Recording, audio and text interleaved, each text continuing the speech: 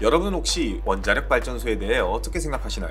1956년 이승만 대통령의 지휘 아래 처음으로 원자력과가 신설되고 한미 원자력 협정이 체결되며 시작된 대한민국의 원자력 기술 역사. 남들보다 뒤늦은 시작이었지만 원자력법 제정이나 원자력연구소 설립 같은 범국가적 지원 아래 한국의 원자력 기술은 비약적으로 성장할 수 있었고, 이제는 사우디아라비아, 네덜란드, 요르단 등의 수출까지도 하고 있는 우리나라 원전 기술. 하지만 2011년 발생한 일본의 후쿠시마 원전 사태 이후 원전 사고에 대한 불안감이 커지고 세계적으로도 신재생 에너지에 대한 움직임이 더욱 가속화되자 현 정부는 탈원전 정책을 정부 출범 전부터 선거 공약으로 내세웠고, 그 결과로 2060년까지 원자력 제로를 목표로 신규 원전 건설 백지와 노후 원전 수명 연장 중단, 고리원전 1호기 영구정지 선포가 이루어지며 최근까지도 대한민국의 원전은 폐쇄 수순을 밟아오고 있었습니다.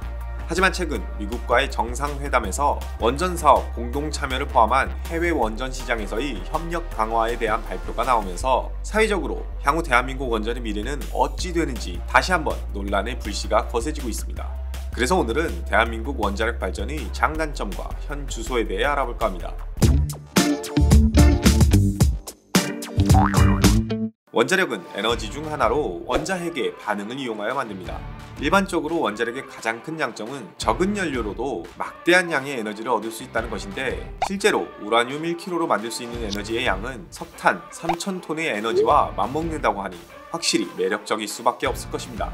실제로 연료비 단가도 2021년 5월 기준 유류의 경우 kW당 178.4원, LNG의 경우 kW당 72.41원인데 비해 원자력은 6.16원이 소요되니 저렴한 것은 사실인 것 같습니다. 거기에 추가적으로 최근 친환경 바람이 불면서 저탄소에 대한 중요성이 날로 강해지고 있는데, 전기 발전 설비 중 원자력은 가장 탄소를 적게 배출하는 발전 방법이라고 합니다. 석탄 발전의 1% 정도만 탄소를 배출하고 신재생 에너지인 풍력이나 태양광 발전보다도 탄소 배출량이 적다고 하니 큰 장점이라 생각은 듭니다. 하지만 그에 못지않은 단점은 당연 큰 사고에 대한 위험성. 원전 사고가 발생하면 돌이킬 수 없는 황무지가 되고, 그 대표적인 예가 바로 체르노빌 원자력 발전소 주위겠죠.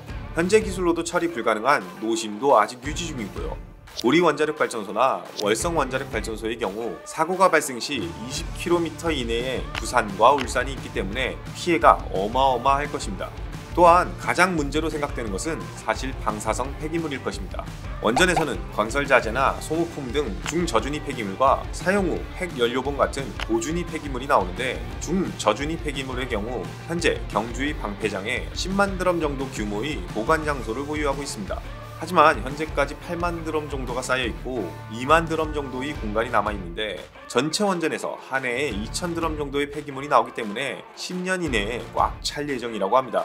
이에 따라 경주 방패장을 80만 드럼까지 더 확장시킬 계획이라고 합니다. 고준위 폐기물의 경우에도 처리 부지가 적게 드는 것은 사실이지만 아직까지도 처리 시설에 대한 의견만 있을 뿐 어떠한 계획이나 논의도 되어 있지 않은 상태로 발전소 내에 임시 보관 중이라 합니다. 이대로 간다면 2030년 정도에는 모든 임시 보관 장소가 꽉 찰 예정이라는 걱정스러운 정보도 있네요. 이러한 극단적인 장단이 있는 원자력 발전소. 현재 우리나라는 총 4군데 24기의 원자력 발전소가 있습니다. 울진의 한울원전, 경주에 있는 월성원전, 부산의 고리원전, 그리고 영광에 있는 한빛원전이 이들입니다. 대한민국은 생각보다 이들에게 많이 의지하고 있는데요. 전체 전기 발전 비중 중 30%를 원자력이 담당하고 있기도 하고, 기술력 수출을 통해 굉장히 막대한 이익을 안겨주기도 했습니다. 2009년 아랍에미레이트의 200억 달러 규모, 우리나라 돈 22조 4천억 규모의 해외 공사 수주, 2010년 요르단 수출 계약에 따른 1,500억 원, 터키의 12조 원 등 어마어마한 수출 실적을 보유하고 있습니다. 하지만 신재생 에너지의 필요성과 발전에 따라 향후 60년간의 기간 동안 우리나라의 원전은 사실상 폐쇄 수순을 밟고 있습니다. 이에 따라 신한울 3호, 4호기, 천지 1, 2호기와 같은 새로운 원전 건설은 사실상 계획이 취소된 상태입니다.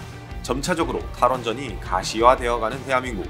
이러한 원전 정책에 대해 다른 나라들은 어떨까요? 기존 원전 운영국 31개국 중 축소, 폐지를 추진하는 국가는 대한민국 포함 총 5군데로 독일, 스위스, 대만, 벨기에, 한국이 있습니다. 이 중 가장 빠르게 원전을 없애려고 계획 중인 국가는 독일로 오는 2022년까지 완전 폐기를 목표로 하고 있다고 합니다. 의외로 일본이 없는 것을 확인할 수 있는데 사고 후 수년간 일본 내 원전 가동이 잠정 중단되기도 했지만 산업용에서 40%, 가정용에서 약 25%의 전기요금 인상이 뒤따르자 제조업에 큰 영향을 주어 2015년 결국 원전 재가동을 선언했다고 합니다. 이외의 나머지 미국과 중국을 포함한 26개국은 유지하거나 확대할 계획이라고 하니 세계적으로도 유지파와 폐쇄파가 나뉘는 모양새입니다. 최근 소형 모듈 원전에 대한 관심이 커지면서 수출을 하기 위해서는 지속적인 내수 활성화와 연구 용역이 필요하다며 원전 관련 계획을 전면 폐지하려는 의견이 나오고 있는 상황. 하지만 미국 협력을 통한 수출과 국내 원전 기조와는 별개라고 선을 긋고 폐핵 연료를 재활용 가능하게 하는 건식 재처리 기술의 관련 연구 지원을 끊어버린 정부. 너무나도 어려운 문제인 것 같네요. 여러분의 생각은 어떤가요? 지금까지 상식새끼였습니다.